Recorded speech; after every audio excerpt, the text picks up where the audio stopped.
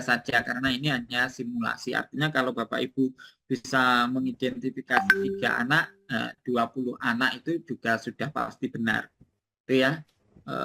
Kemudian pemetaan kebutuhan belajar mulai dari kesiapan belajarnya gaya, ini masih instrumen KKTP, membuat instrumen asesmen sumatif berdasarkan KKTP, menyusun rubrik asesmennya, ya. Kemudian pengolahan hasil asesmen, sampai kemudian Bapak Ibu menuliskan di raport, ya, di raport. Nah, raport kurikulum merdeka. Jadi ini cukup 1 anak saja, ya, cukup anak 1 saja. Oke. Kemudian berikutnya masuk pada penyusunan modul ajar Bapak Ibu, ya. Yang pertama yang diminta itu adalah modul ajar dengan menggunakan model pembelajaran PBL. Nah, PBL tadi seperti yang sudah dijelaskan Pak Suwari, apa itu tujuannya, kemudian sintaknya. Nah, itu harus Bapak Ibu mengikuti itu. Nah, di sini saya sampaikan di LK itu ada 2 model Bapak Ibu, ya. Model 1 ini Bapak Ibu boleh memilih model 1 dan model kedua. Nah, tapi ya Bu, tapi di LPTK kita paksa, ya, kita paksa untuk memilih model yang kedua. Ya, kenapa kok memilih model kedua? Karena ketika Bapak Ibu menggunakan model 1 ini adalah model yang 1 halaman, yang itu nanti tidak bisa digunakan untuk UKIN, ya, karena banyak komponen-komponen yang tidak bisa dinilai, maka diwajibkan menggunakan model yang kedua saja, ya. Model 1 itu hanya Bapak Ibu sekedar tahu, tapi kalau model 2 ini yang nanti Bapak Ibu harus gunakan untuk mengerjakan tugasnya, karena di sini lengkap, ya, sampai di sini. Nah, lampiran-lampirannya juga harus lengkap. Materi, contoh media pembelajarannya, lembar kerja kelompoknya, rubriknya. Jadi ini, kalau Bapak Ibu menggunakan dengan ini, nanti bisa digunakan untuk UKIN. Okay. Kemudian modul ajar yang berbasis PJBL. Nah, di sini ada 2 model juga, tapi sekali lagi pilih kerjakan yang menggunakan model kedua karena ini yang lengkap. Ya. Nah, oke. Terus kemudian lanjut berbasis DBL, ya, differentiated based learning, ya, pembelajaran berbasis diferensiasi. Jadi sekali lagi ini juga menggunakan yang model kedua. Nah, diferensi apa? Ya, diferensiasi materinya, kontennya, produknya. Kemudian modul ajar berbasis TPACK. Tadi sudah dijelaskan juga oleh Pak Suwari apa itu TPACK. Oke, ini juga pakai pilihan yang kedua. Terus menyusun modul project P5 PPRA. Jadi Bapak Ibu juga nanti diminta untuk menyusun project P5 PPRA. Kalau misalkan di sekolahan Bapak Ibu sudah punya modulnya, maka lebih gampang. Bapak Ibu tinggal copy paste di LK ini, gitu ya. Nah, ini alurnya: pengenalan, kontekstualisasi, aksi, refleksi, tindak lanjut, dan seterusnya. Nah, kemudian tugas yang terakhir adalah penyusunan proposal PTK. Jadi Bapak Ibu ketika kemarin di pendalaman materi, Bapak Ibu sudah mengidentifikasi masalah. Nah, nanti identifikasi masalahnya tinggal tulis saja di sini, di pendahuluan sini, ya. kemudian juga eksplorasi literatur juga masukkan di sini sebagai literatur reviewnya, kemudian hasil wawancara, dokumentasi itu juga bisa digunakan sebagai studi pendahuluan ya. Kemudian kerangka teori. Nah, Bapak Ibu dan kemarin juga diminta untuk penentuan masalah harus berdasarkan literatur review. Nah, jadi yang sudah dibuat tinggal dikopikan di sini. Okay. Nah, tinggal nambahkan penelitian terdahulu, terus tesis penelitiannya, kemudian metode penelitian dan kemudian hasil. Sampai sini saja ya, sampai metode penelitian. Jadi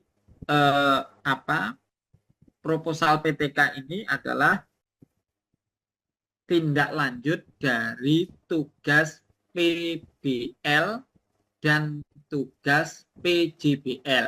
Kalau tugas PBL itu kan berkaitan dengan model atau cara pembelajaran ya.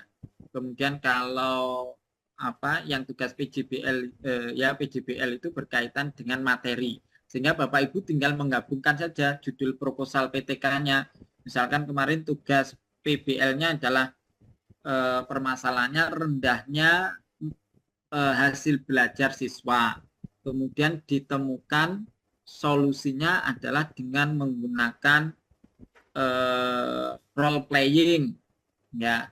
Kemudian permasalahan PJBL-nya adalah pada sholat jenazah misalkan, atau pada masa kekhalifahan, masa peradaban Islam pada masa khalifah Abu Bakar misalnya. Sehingga judul PTK-nya nanti bunyinya kurang lebih begini: peningkatan hasil belajar siswa ya pada materi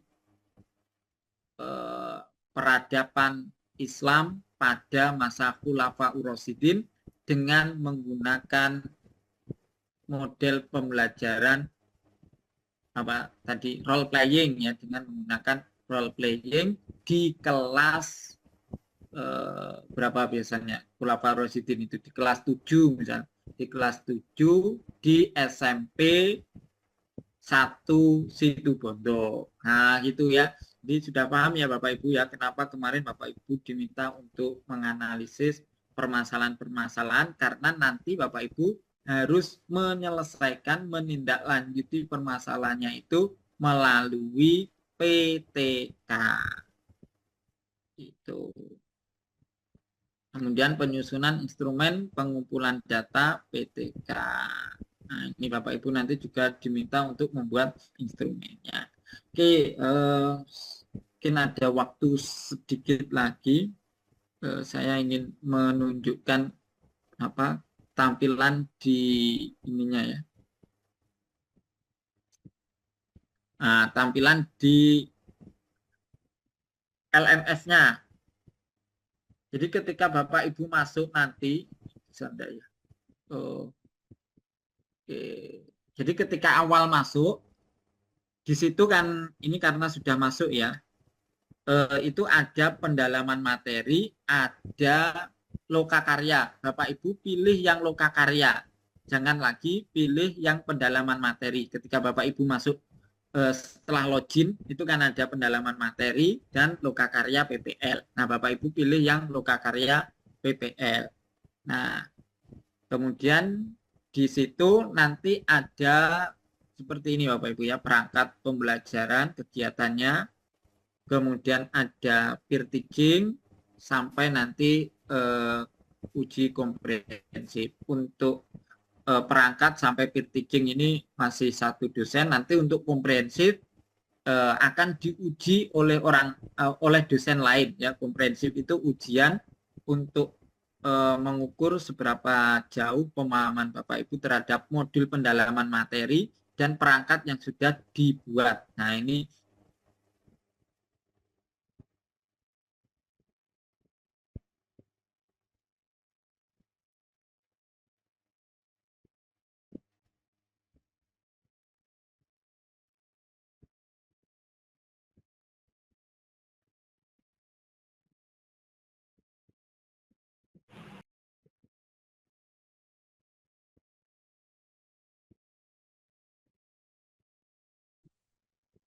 Macet. Pak Nino. Suaranya gak ada, Bapak. Oke. Ditunggu dulu nggih Bapak Ibu, sepertinya ada kendala teknis karena di Jember sedang hujan deras. Siap, Ibu.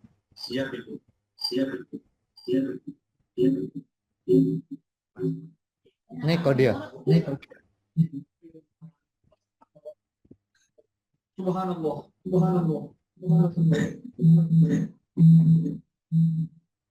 Engkau jadi mah.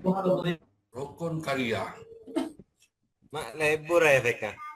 Lebur. Boleh. Rukun karya. Jadi para Apa hari? Ngereng. PK keluar boleh lebur. Thank you. Banyak banget tempatnya. Tapi sama.